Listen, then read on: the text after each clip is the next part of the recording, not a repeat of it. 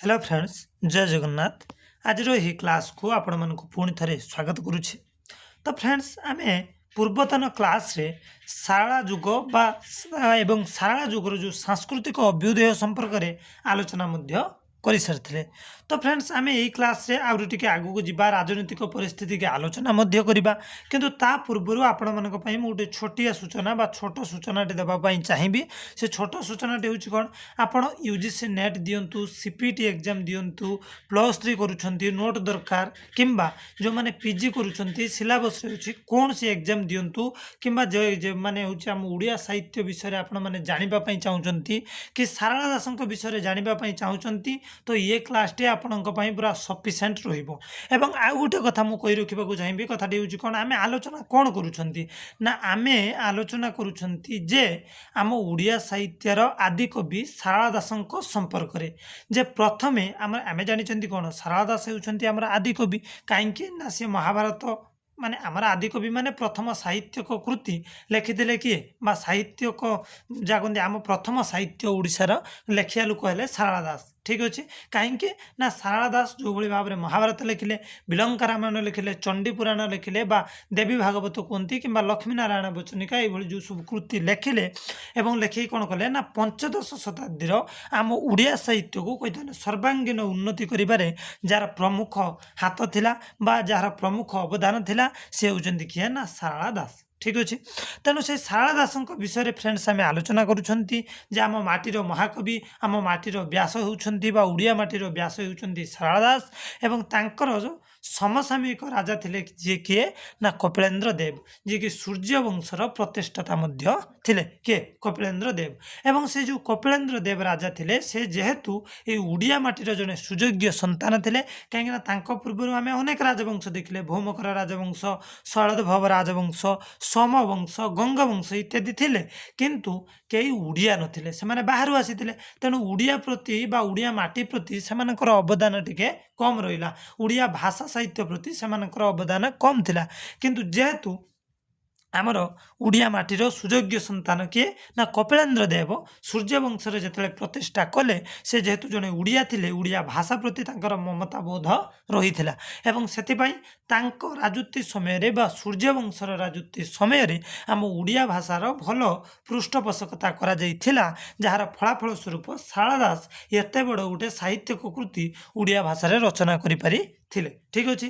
तेणु आमे जिते सारला दासंकर साहित्यिक कृति को आलोचना करिबा तार संगे संगे तार समसामयिक परिवेश समसामयिक सांस्कृतिक स्थिति समसामयिक राजनीतिक स्थिति आमको टिके देखिबाकू पड़िबो। मनकर मु आपण मने ग्राफ करी कहि दूची ये मनकर भाबी नियो मिस्टर ये हेले सारला दास। ठीक अच्छे ये हेले सारला दास। ओके जिते सारला दास कोन करूचंती ना तांकर टिके चुटी बनै दियो। ओके और आगे निके पुणी किसी विपक्षवादी थे छाड़ सारला दास छाड़ मु नकाटियाटा बेटर हम मनकर सारला दास जिते कौन कले ना महाभारत रचना कले पारिपार्श्विक अवस्था। ठीक अच्छे पारिपार्श्विक अवस्था कौन थी अर्थात से समय राजनीतिक परिस्थिति कौन थी से समय सांस्कृतिक परिस्थिति कौन थी से समय सामाजिक परिस्थिति कौन थी ये सब को आम कौन करें लक्ष्य करवा। ठीक अच्छे तेणु पूर्वतन क्लास आम सांस्कृतिक अभ्युदय को आलोचना करते जो कपिलेन्द्र देव जड़े विद्वान शासक होते से गोटे नाटक लिखिते कौन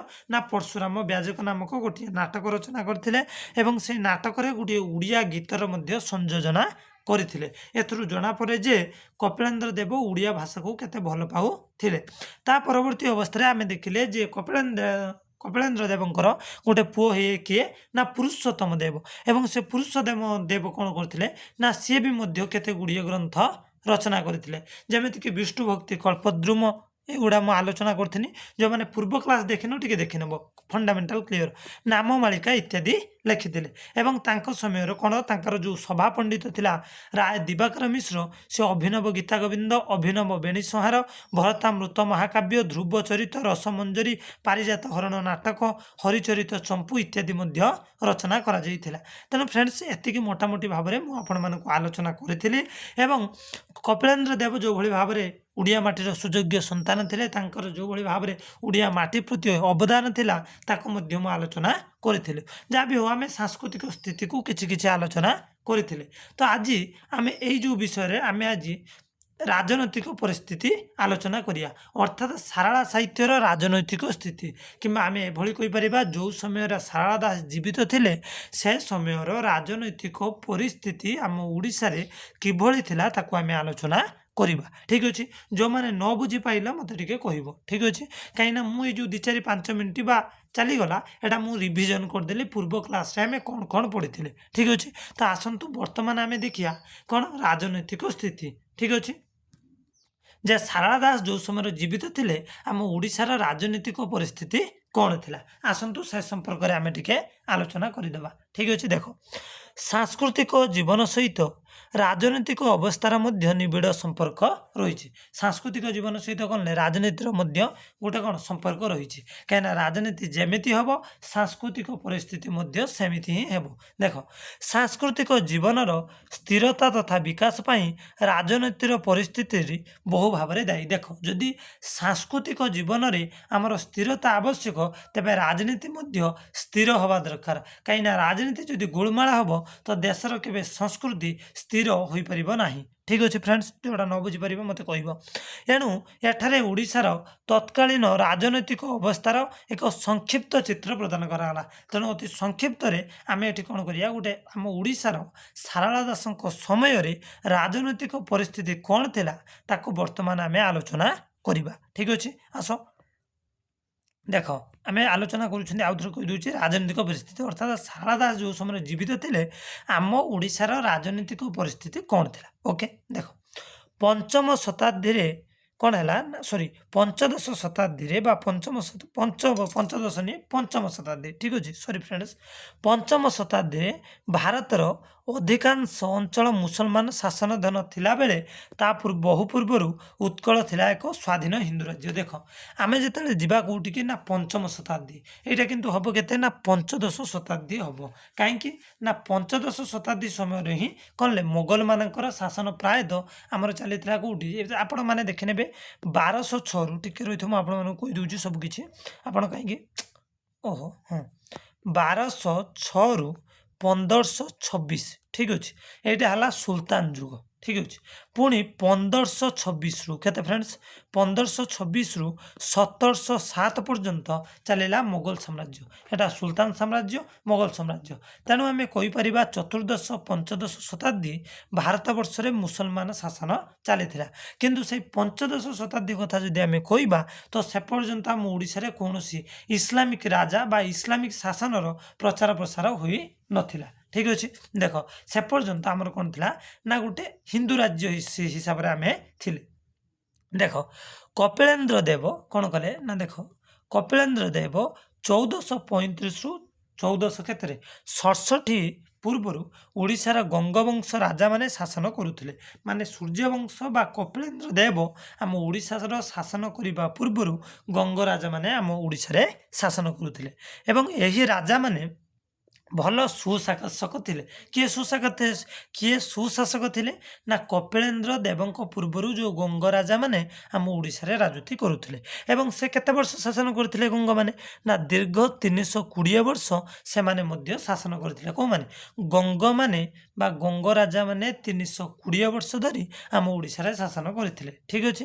ଏବଂ ଏହି ସମୟରେ ଓଡ଼ିଶାର ରାଜନୈତିକ ସାମରିକ ଅର୍ଥନୈତିକ ଆଦି ଦୃଷ୍ଟିରୁ ଏକ ସମୃଦ୍ଧିଶାଳୀ ହିନ୍ଦୁ ରାଜ୍ୟ ଭାବେ ଭାରତ ତଥା ଭାରତ ବାହାରେ ଖ୍ୟାତି ଅର୍ଜନ କରିଥିଲା। ଦେଖ ଆମେ ଯଦି କହିବା ଯେ ଆମେ ସାରାଂଶ ଜାଣିଲେ ଯେ କପିଳେନ୍ଦ୍ର ଦେବଙ୍କ ବା ସୂର୍ଯ୍ୟବଂଶର ରାଜୁତି ପୂର୍ବରୁ ଆମ ଓଡ଼ିଶାରେ କେଉଁ ରାଜବଂଶ ଚାଲିଥିଲା ନା ଗଙ୍ଗବଂଶ ଚାଲିଥିଲା ଏବଂ ଗଙ୍ଗବଂଶର ଯେଉଁ ରାଜାମାନେ ଥିଲେ ସେମାନେ ଦୀର୍ଘ 320 ବର୍ଷ ଧରି ଆମ ଓଡ଼ିଶାରେ ଶାସନ କାର୍ଯ୍ୟ କରିଥିଲେ ଏବଂ ସେ ଯେଉଁ ସମୟରେ ଆମ ଓଡ଼ିଶାକୁ ଶାସନ କରିଥିଲେ ସେ ସମୟରେ ଆମ ଓଡ଼ିଶା କ'ଣ ଥିଲା ନା ଗୋଟେ ସମୃଦ୍ଧିଶାଳୀ ହିନ୍ଦୁ ରାଜ୍ୟ ଭାବେ ପରିଗଣିତ ହେଉଥିଲା।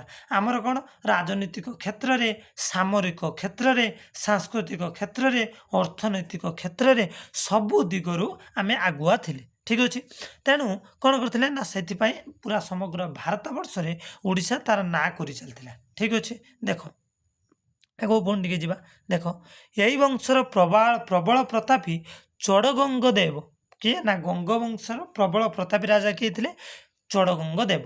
ସେ 1078 ଦେଖ ଖ୍ରୀଷ୍ଟାବ୍ଦ 1078 1147 ପର୍ଯ୍ୟନ୍ତ ଦୀର୍ଘ ସମୟ ରାଜତ୍ୱ କରିଥିଲେ। ଚଡ଼ଗଙ୍ଗ ଦେବ କେତେ ସମୟ ରାଜୁତି କରିଥିଲେ ନା 1078 1147 ପର୍ଯ୍ୟନ୍ତ ରାଜୁତି କରିଥିଲେ।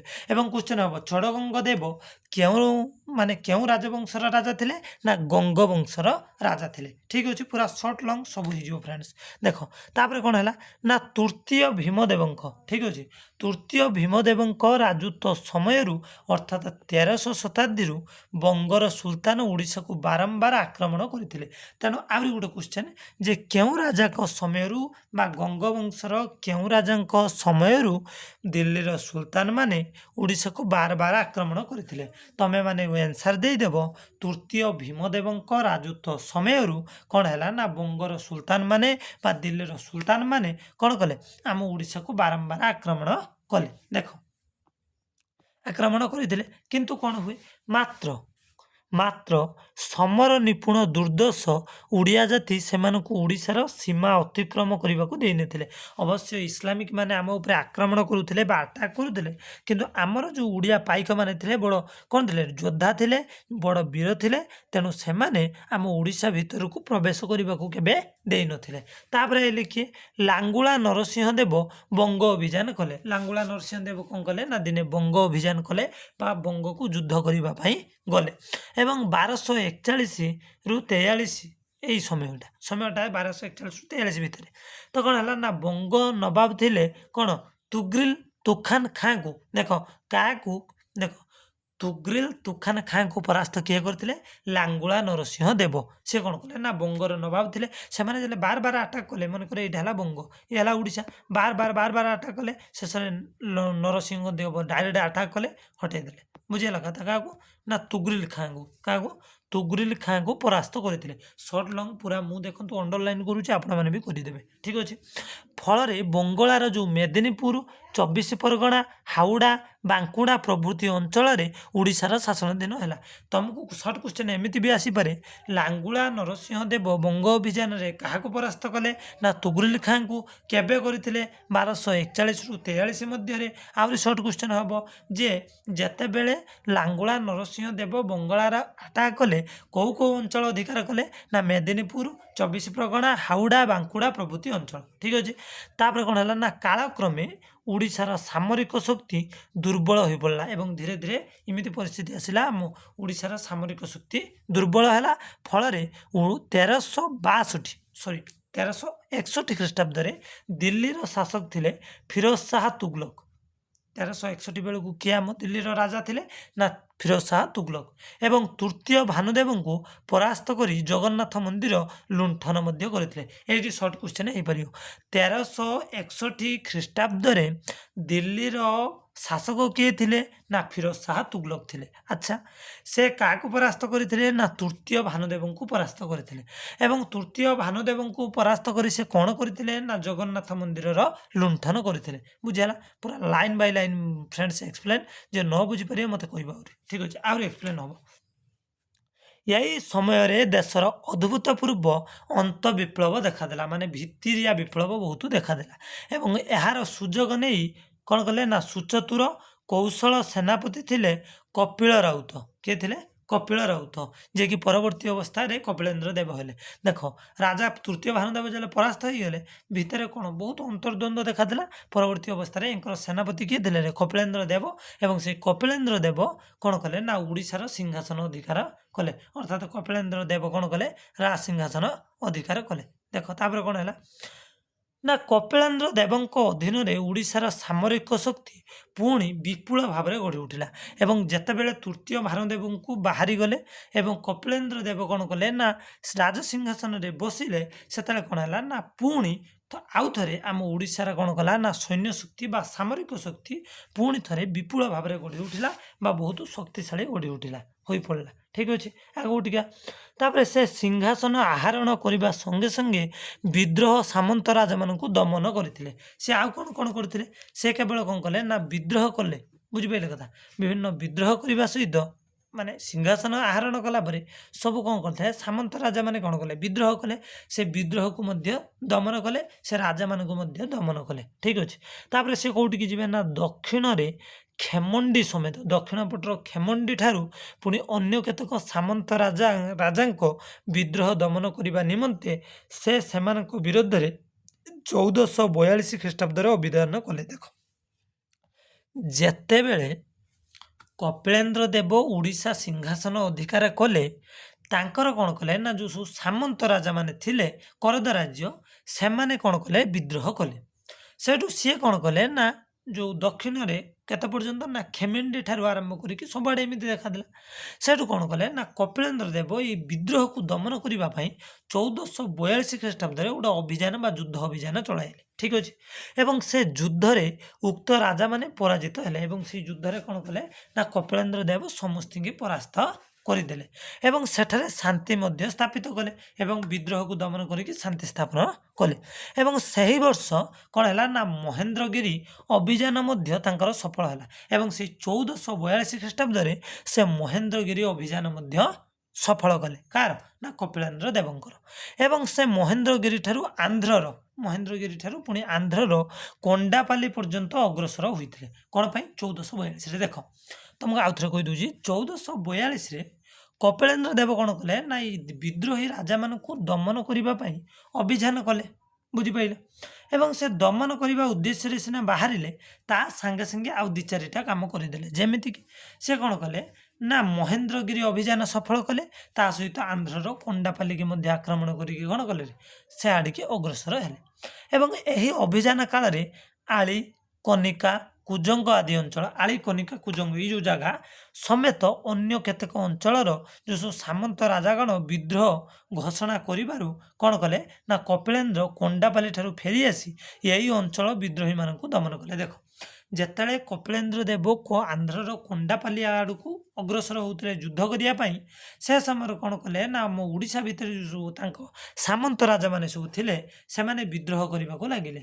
ଫଳସ୍ୱରୂପ କପିଳେନ୍ଦ୍ର ଦେବ ଆଉ କୋଣ୍ଡାପାଲିକି ଗଲେ ନାହିଁ, ପୁଣି ଥରେ ଫେରି ଆସିଲେ। ଠିକ୍ ଅଛି। କେଉଁଠିକି ନା ନିଜ ମାନେ ଓଡ଼ିଶା ମାଟିକି ଆସିଲେ, ତାପରେ ଇଏ ରାଜାମାନଙ୍କୁ ପୁଣି ଦମନ କରିବେ। ଦେଖ, ପୁଣି 1447 ଖ୍ରୀଷ୍ଟାବ୍ଦରେ ସେ କୃଷ୍ଣା ଗୋଦାବରୀ ନଦୀର ଅବବାହିକାରେ ରାଜ୍ୟର କୁଣ୍ଡବିଡ଼ ଦୁର୍ଗ ଦଖଲ କରିଥିଲେ। ଏଇଟା ଗୋଟେ ସର୍ଟ କ୍ୱେଶ୍ଚନ୍ ମଧ୍ୟ ଆସିପାରେ, ସିପିଟି ଏକ୍ଜାମ୍ ବି ଆସିପାରେ, UGC ନେଟ୍ ବି ଦେଇଦେବ, ସେଥିରେ କିଛି ନାହିଁ। 1447 ଖ୍ରୀଷ୍ଟାବ୍ଦରେ କୃଷ୍ଣା କାବେରୀ ନଦୀ ପାର ହୋଇକି ସେ କେଉଁ ଦୁର୍ଗ ଅଧିକାର କରିଥିଲେ ନା କୁଣ୍ଡବିଡ଼ ଦୁର୍ଗ ଅଧିକାର କରିଥିଲେ। ଠିକ୍ ଅଛି। ଏବଂ ଏହି ସମୟରେ ବଙ୍ଗର ସୁଲତାନ ଥିଲେ କିଏ? ନାସିରୁଦ୍ଦିନ ଓଡ଼ିଶାର ଉତ୍ତରାଞ୍ଚଳ ଆକ୍ରମଣ କରିଥିଲେ। ମାତ୍ର କପିଳେନ୍ଦ୍ର ଦେବ 1450 ଖ୍ରୀଷ୍ଟାବ୍ଦରେ ତାଙ୍କୁ ଯୁଦ୍ଧର ପରାସ୍ତ କରି ଗୌଡ଼େଶ୍ୱର ଉପାଧିରେ ଦେଖ କ'ଣ ହେଲା ଘଟଣାଟା ମୁଁ କହିଦେଉଛି। ଦେଖ, 1447ରେ ଆମେ ଦେଖିଲେ ସିଏ କ'ଣ କଲେ ନା କୋଣ୍ଡାବିଡ଼ା ଦୁର୍ଗ ଅଧିକାର କଲେ। ଏବଂ ଏହି ସମୟରେ ଗୋଟେ ଘଟଣା ଘଟିଲା କ'ଣ ନା ବଙ୍ଗର ସେ ସମୟର ରାଜା ଥିଲେ ବା ସୁଲତାନ ଥିଲେ କିଏ ନା ନାସିରୁଦ୍ଦିନ। ସେ ମଧ୍ୟ ଓଡ଼ିଶା ଆକ୍ରମଣ କଲେ। ଯେମିତି କଲେ ଇଏ କ'ଣ କଲେ 1450 ଖ୍ରୀଷ୍ଟାବ୍ଦରେ କପିଳେନ୍ଦ୍ର ଦେବ ତାଙ୍କ ଉପରେ ନାସିରୁଦ୍ଦିନ ଉପରେ ଆଟାକ୍ କଲେ ଏବଂ କରିକି ଗୋଟେ ଉପାଧି ପ୍ରାପ୍ତ କଲେ ଗୌଡ଼େଶ୍ୱର। ଠିକ୍ ଅଛି। ଗୌଡ଼େଶ୍ୱର ଉପାଧି ପ୍ରାପ୍ତ କଲେ। ଦେଖ, ଯେଉଁମାନେ ନ ବୁଝିପାରୁଛ ମୋତେ ଟିକେ ଆପଣମାନେ କମେଣ୍ଟରେ ଜଣାଇଦେବେ। ଠିକ୍ ଅଛି। ପୁରା ଲାଇନ୍ ବାଇ ଲାଇନ୍ ଏକ୍ସପ୍ଲେନ୍ କରୁଛି। ଓକେ। ଦେଖ, 1458 ଖ୍ରୀଷ୍ଟାବ୍ଦରେ କେତେ?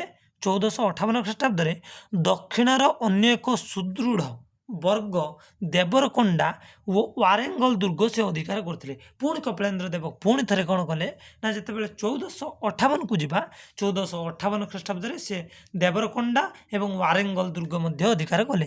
ଯାହାକୁ ଅଣ୍ଡରଲାଇନ୍ କରୁଛି, କେଉଁଠି କ'ଣ ହେଲା ଆପଣମାନେ ଲେଖିଦେବେ। ଠିକ୍ ଅଛି। ନହେଲେ ସ୍କ୍ରିନଶଟ୍ ମାରିକି ରଖିଦେବେ, ତାକୁ ପଛରେ ଲେଖିଦେବେ।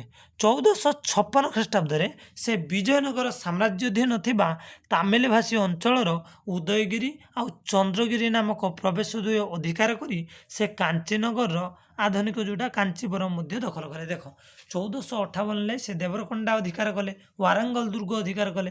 1456ରେ କ'ଣ ଉଦୟଗିରି, ଚନ୍ଦ୍ରଗିରି ଅଧିକାର ମଧ୍ୟ କଲେ ବା କାଞ୍ଚିନଗରକୁ ମଧ୍ୟ ଅଧିକାର କଲେ। ଠିକ୍ ଅଛି। ଏବେ ଆମେ ଯିବା 1458। ଠିକ୍ ଅଛି। ଦେଖ, କେତେ ଯୁଦ୍ଧ ସିଏ କରିଛନ୍ତି।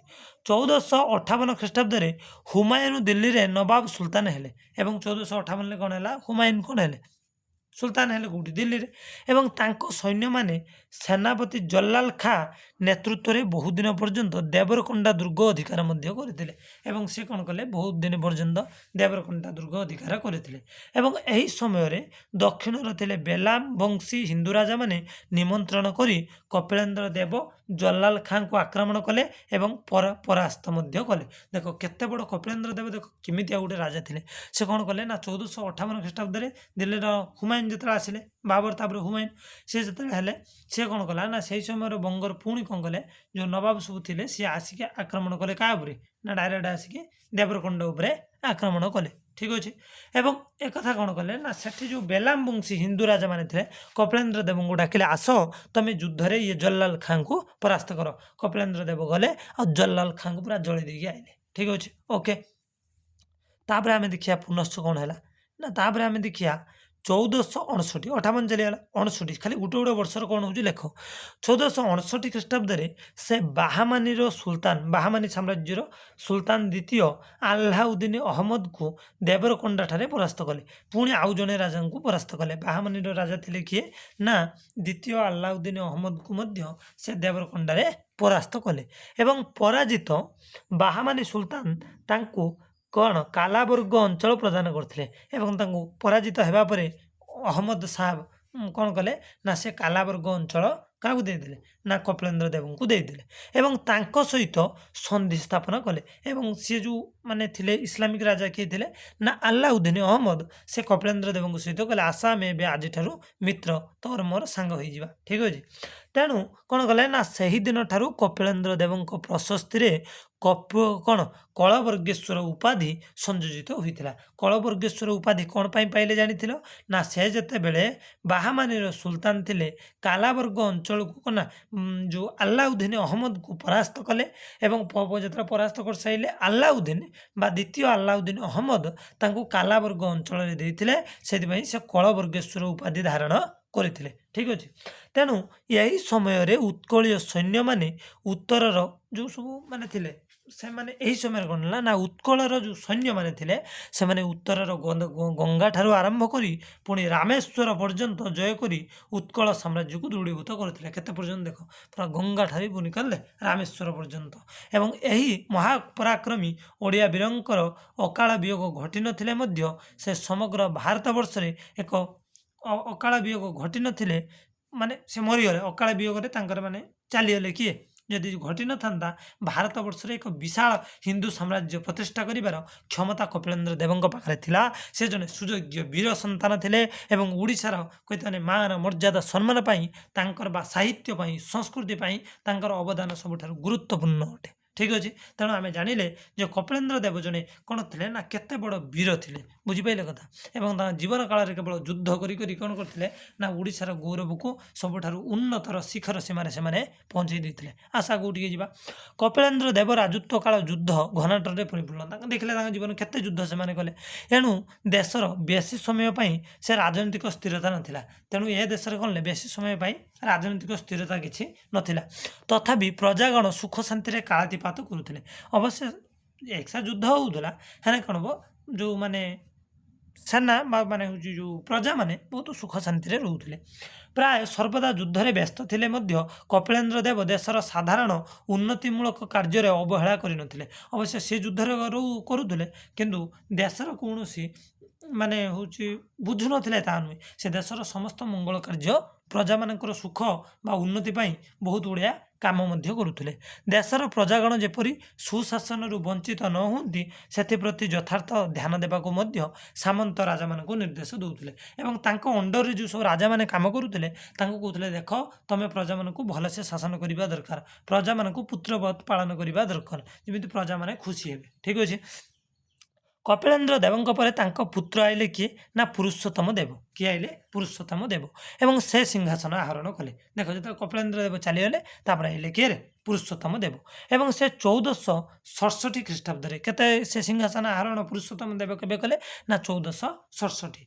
ତାପରେ ଦେଖ ସେ 1497 ପର୍ଯ୍ୟନ୍ତ ରାଜତ୍ୱ କଲେ। 67ରୁ 97 ପର୍ଯ୍ୟନ୍ତ ସେ ରାଜା ହେଲେ। ପିତା କପିଳେନ୍ଦ୍ର ଦେବଙ୍କ ଭଳି ସେ ଜଣେ ମଧ୍ୟ ଦିଗ୍ବିଜୟୀ ସମ୍ରାଟ ଥିଲେ। ଦେଖ ତା ବାପା ଯେଉଁ ଭଳିଆ ଦିଗ୍ବିଜୟୀ ସମ୍ରାଟ ଥିଲେ, ପୁଣି ପୁରୁଷୋତ୍ତମ ଦେବ ମଧ୍ୟ ସେଭଳି କ'ଣ କରିଥିଲେ ଗୋଟେ ଦିଗ୍ବିଜୟୀ ସମ୍ରାଟ ସମ୍ରାଟ ଥିଲେ। ସେ 1470 ଖ୍ରୀଷ୍ଟାବ୍ଦରେ କାଞ୍ଚି ଅଭିଯାନ କରିଥିଲେ। ସେ ମଧ୍ୟ କ'ଣ କଲେ ନା 1470 ଯେତେବେଳେ ଚାଲିଥିଲା କାଞ୍ଚି ଅଭିଯାନ ମଧ୍ୟ କଲେ ଏବଂ ଯୁଦ୍ଧରେ କାଞ୍ଚିର ରାଜା ଥିଲେ ସାଲ୍ବ ନରସିଂହଙ୍କୁ ପରାସ୍ତ କରି ସେ ତାଙ୍କ କନ୍ୟା ପଦ୍ମାବତୀ ବା ରୂପାମ୍ବିକାଙ୍କୁ ବିବାହ କରିଥିଲେ। କାହାକୁ ନା 1470 ଖ୍ରୀଷ୍ଟାବ୍ଦରେ କାଞ୍ଚି ଅଭିଯାନ ଯେଉଁ ଜାଣିଥିବ କୁହନ୍ତି ଭଗବାନ ବି ତାଙ୍କୁ ହେଲ୍ପ କରିଥିଲେ। ଯାହା ବି ହେଉ 1470 ଖ୍ରୀଷ୍ଟାବ୍ଦରେ କାଞ୍ଚି ଅଭିଯାନ କଲେ ଏବଂ ସାଲ୍ବ ନରସିଂହ ଦେବଙ୍କୁ ପରାସ୍ତ କରି ପଦ୍ମାବତୀଙ୍କୁ ମଧ୍ୟ ସେ ବିବାହ କରିଥିଲେ। ଠିକ୍ ଅଛି। ତାଙ୍କ ରାଣୀ ନାଁ ଥିଲା ପଦ୍ମାବତୀ ରୂପାମ୍ବିକା। ଠିକ୍ ଅଛି। ଦେଖ ସେ ଗୋଦାବରୀ ଓ କୃଷ୍ଣା ନଦୀର ମଧ୍ୟବର୍ତ୍ତୀ ଅଞ୍ଚଳକୁ ବାହାମାନେ ରାଜ୍ୟର ପ୍ରଭାବ ଦୂର କରି କୋଣ୍ଡାବେଡ଼ ଦୁର୍ଗ ଅଧିକାର କରିଥିଲେ। ସେ ଟୋଟାଲି କ'ଣ କଲେ ନା ଗୋଦାବରୀ କୃଷ୍ଣା ନଦୀ ମଧ୍ୟବର୍ତ୍ତୀ ଅଞ୍ଚଳରେ ଯେଉଁ ବାହାମାନୀ ସାମ୍ରାଜ୍ୟ ଥିଲା ତାକୁ ବିତାଡ଼ିତ କରି କ'ଣ କଲା କୋଣ୍ଡାବେଡ଼ ଦୁର୍ଗ ଅଧିକାର କଲେ। ତାପରେ କ'ଣ କଲା ନା ପୁରୁଷୋତ୍ତମ ଦେବ ଜଣେ ସୁଶାସକ ଥିଲେ ଏବଂ ଯୁଦ୍ଧ ବିଗ୍ରହରେ ସର୍ବଦା ବ୍ୟସ୍ତ ରହୁଥିଲେ ହିଁ ଅଭ୍ୟନ୍ତରୀଣ ଶାସନରେ କଦାପି ଅବହେଳା କରିନଥିଲେ। ଦେଖ ଯୁଦ୍ଧ ବିଗ୍ରହରେ ସର୍ବଦା ଗଲେ ବ୍ୟସ୍ତ ଥିଲେ ମଧ୍ୟ କଦାପି ସେ କେବଳ କ'ଣ ଅଭ୍ୟନ୍ତରୀଣ କାମରେ କେବେ ସେ ଅବହେଳା କରିନଥିଲେ। ଅର୍ଥାତ୍ ଅଭ୍ୟନ୍ତରୀଣ କାମ ମାନେ ଇଣ୍ଟରନାଲ କାମ ତାଙ୍କର ଯେଉଁ ସବୁ ଥିଲା ତାକୁ ସବୁ ସେ କରୁଥିଲେ। ଆଉ କ'ଣ କରୁଥିଲେ ଦେଖିବା। ତେଣୁ ଆମେ ମୋଟାମୋଟି ଭାବରେ ଜାଣିଲେ କ'ଣ ଦେଖ ମୋଟାମୋଟି ଭାବରେ ସାରଳାକାଳୀନ ଓଡ଼ିଶାର ରାଜନୈତିକ ସାମାଜିକ ସାଂସ୍କୃତିକ ଅବସ୍ଥାର ଉନ୍ନତି ଘଟିଥିଲା। ରାଜନୈତିକ ପରିସ୍ଥିତି ସାଂସ୍କୃତିକ ଜୀବନର ବିକାଶ ନିମନ୍ତେ ସମ୍ପୂର୍ଣ୍ଣ ଅନୁକୂଳ ଥିଲା। ସେ ମୋଟାମୋଟି ଭାବରେ କହିବାକୁ ବହି ଆମକୁ ଚାହୁଁଛି ଯେ ସାରଳାକାଳୀନ ବା ଯେଉଁ ସମୟରେ ସାରଳା ଦାସ ଥିଲେ ସେ ସମୟରେ ଆମ ଓଡ଼ିଶାର ରାଜନୈତିକ ସାମାଜିକ ସାଂସ୍କୃତିକ ପରିବେଶ ବହୁତ ଉନ୍ନତ ଥିଲା ଏବଂ ଏହି ଉନ୍ନତ ପରିବେଶ ଯୋଗୁଁ ସାରଳା ଦାସ କ'ଣ କଲେ ନା ଏକ ମହାନ ଗ୍ରନ୍ଥ ରଚନା କରିପାରିଲେ। ଆମ ଦେଶର ସେ ସମୟର ଶାନ୍ତି ଶୃଙ୍ଖଳା ଥିଲା, ଓଡ଼ିଆମାନଙ୍କର ବୀରତ୍ୱର ପରାକାଷ୍ଠା ଥିଲା ଏବଂ ଏ ସମୟର ଯେଉଁ ଦୁର୍ଦ୍ଦଶ ବୀର ରାଜାମାନେ ଥିଲେ କିରେ ସୂର୍ଯ୍ୟବଂଶୀ ରାଜା ଓଡ଼ିଶାକୁ ଏକ ସ୍ୱତନ୍ତ୍ର ଗୋଟେ କହିଥାନେ ସବୁଠାରୁ ବେଷ୍ଟ ବା ସବୁଠାରୁ ଗୋଟେ ଚମତ୍କାର ବା ସବୁଠାରୁ ଗୋଟେ ଉନ୍ନତ ରାଜ୍ୟ ଭାବରେ ପରିଗଣିତ ସେମାନେ ମଧ୍ୟ କରିଥିଲେ। ଠିକ୍ ଅଛି। ତେଣୁ ତତ୍କାଳୀନ ଉତ୍ତର ଭାରତର ହିନ୍ଦୁ ସମାଜ ପରି ମୁସଲମାନ ଶାସନ ଜନିତ ସଙ୍କଟ ଅଶାନ୍ତିର ସମ୍ମୁଖୀନ ନଥିଲା। ସେ ସମୟରେ କ'ଣ ହେଇଥିଲା ନା ଉତ୍ତର ଭାରତରେ କିନ୍ତୁ ହିନ୍ଦୁମାନଙ୍କ ପ୍ରତି ମହାବିପତ୍ତି ଆସିଥିଲା। କାହିଁକି ନା ସେ ସମୟ ସୁଲତାନମାନଙ୍କ ପ୍ରଭାବ ପଡ଼ିଥିଲା, ରାଜା ଗୁଡ଼ିକ ଅଯୋଗ୍ୟ ଥିଲେ। କିନ୍ତୁ ଆମ ଓଡ଼ିଶାରେ ପୂର୍ବ ଭାରତରେ ଦେଖାଦେଇନଥିଲା କାହା ଯୋଗେ ନା କପିଳେନ୍ଦ୍ର ଦେବଙ୍କ ସକାଶେ ବା ସୂର୍ଯ୍ୟବଂଶର ଶାସନ ଯୋଗୁଁ। ତେଣୁ ଉତ୍କଳୀୟ ସମାଜର ସେପରି ଅସୁବିଧା ନଥିଲା କାରଣ ସମଗ୍ର ଦେଶ କପିଳେନ୍ଦ୍ର ଆଉ ପୁରୁଷୋତ୍ତମ ଦେବଙ୍କ ଭଳି ମହାପ୍ରତାପୀ ସୁଶାସକ କ'ଣ ବିଦ୍ୟାସାହୀ ପ୍ରଜାନୁରଞ୍ଜକ ଶାସକ ପାଇଁ ସୁଖ ଶାନ୍ତି ଓ ଐଶ୍ୱର୍ଯ୍ୟ ଉପଭୋଗ କରୁଥିଲେ। ତେଣୁ ମୋଟାମୋଟି ଭାବରେ ଆମେ ଜାଣିଲେ ଯେ ସାରଳାକାଳୀନ ଯେଉଁ ଯଦି ରାଜନୈତିକ ପରିସ୍ଥିତି ଦେଖିବା ବହୁତ ଭଲ ବା ଅତି ସୁନ୍ଦର ଥିଲା। କାହିଁକି ନା ଏଠି ଆମେ ଦୁଇ ଜଣ ରାଜାଙ୍କୁ ଦେଖିଲେ, ଜଣେ ହେଲେ କପିଳେନ୍ଦ୍ର ଦେବ ଯିଏକି ସୂର୍ଯ୍ୟବଂଶର ପ୍ରତିଷ୍ଠାତା ଏବଂ ଦ୍ୱିତୀୟ ହେଲେ ପୁରୁଷୋତ୍ତମ ଦେବ ଯିଏକି କ'ଣ କଲେ ନା ବଡ଼ ବଡ଼ ବୀର ଥିଲେ, ମହାପ୍ରତାପୀ ସମ୍ରାଟ ଥିଲେ, ଦିଗ୍ବିଜୟୀ ସମ୍ରାଟ ଥିଲେ ଏବଂ ଯାହାର ଦ୍ୱାରା ସମଗ୍ର ଭାରତ ବର୍ଷରେ ଯେତେବେଳେ ଇସଲାମିକ ସାମ୍ରାଜ୍ୟ ବା ଇସଲାମ ସାମ୍ରାଜ୍ୟରେ ଅତିଷ୍ଠ ହୋଇ ପଡ଼ୁଥିଲେ ଭାରତବାସୀ ସେ ସମୟରେ ଆମ ଓଡ଼ିଶାରେ କିନ୍ତୁ ତା ପ୍ରଭାବ ନଥିଲା। କ'ଣ ପାଇଁ ନା ଏମାନେ ଦୁର୍ଦ୍ଦଶ ବୀର ଜାତି ଥିଲେ, ଏମାନଙ୍କର ବୀରତ୍ୱର ପରାକାଷ୍ଠା ହିଁ କ'ଣ କରିଥିଲା ନା ଏମାନେ ସେମାନଙ୍କୁ କେବେ ଆକ୍ରମଣର ସୁଯୋଗ ବା ସେମାନଙ୍କୁ ବା ଇସଲାମିକ ରାଜାମାନଙ୍କୁ ଯୁଦ୍ଧ ଜୟ କରିବାକୁ କେବେ ଦେଇନଥିଲା। ତ ଫ୍ରେଣ୍ଡସ୍ ଆମେ ରାଜନୈତିକ ପରିସ୍ଥିତିକୁ ବହୁତ ସୁନ୍ଦର ଭାବରେ ପୁଙ୍ଖାନୁପୁଙ୍ଖ ଭାବରେ ଆମେ ଆଲୋଚନା କଲେ ଏବଂ ସାରାଂଶ ଜାଣିଲେ ଯେ ସାରଳା ଦାସ ଯେଉଁ ସମୟର କବି ଥିଲେ ସେ ସମୟରେ କପିଳେନ୍ଦ୍ର ଦେବ ରାଜସିଂହାସନ ଆହରଣ କରିଥିଲେ ଏବଂ ଦେଶର ରାଜନୈତିକ ପରିସ୍ଥିତି ବହୁତ ଦୃଢ଼ ଥିଲା ଏବଂ ବହୁତ ସୁଶାସନ ମଧ୍ୟ ଚାଲିଥିଲା। ଠିକ୍ ଅଛି। ସାରାଂଶ ଆମେ ପାଇଗଲେ। ପୁଣି ନେକ୍ସଟ କ୍ଲାସ୍ରେ ଆପଣଙ୍କ ସହିତ ମୋର ଦେଖା ହେବ। ଠିକ୍ ଅଛି। ବହୁତ ବହୁତ ଧନ୍ୟବାଦ। ଯେଉଁମାନେ ୟାର ପୂର୍ବତନ କ୍ଲାସ୍ ଦେଖିନାହ ଆଉ ଥରେ ଯାଇକି ଦେଖିନିଅ। ୟା ପରବର୍ତ୍ତୀ କ୍ଲାସ୍ରେ ଆମେ ଡାଇରେକ୍ଟ ଆଲୋଚନା କରିବା ସାରଳା ଦାସଙ୍କ ସମ୍ପର୍କରେ। ଓକେ ଠିକ୍ ଅଛି। ତ ଦୁଇଟା ଜିନିଷ ଜାଣିନେଲେ, ପୂର୍ବ କ୍ଲାସ୍ରେ ସାଂସ୍କୃତିକ ପରିବେଶ, ଏଟା ରାଜନୈତିକ ପରିସ୍ଥିତି। ଓକେ ଧନ୍ୟବାଦ।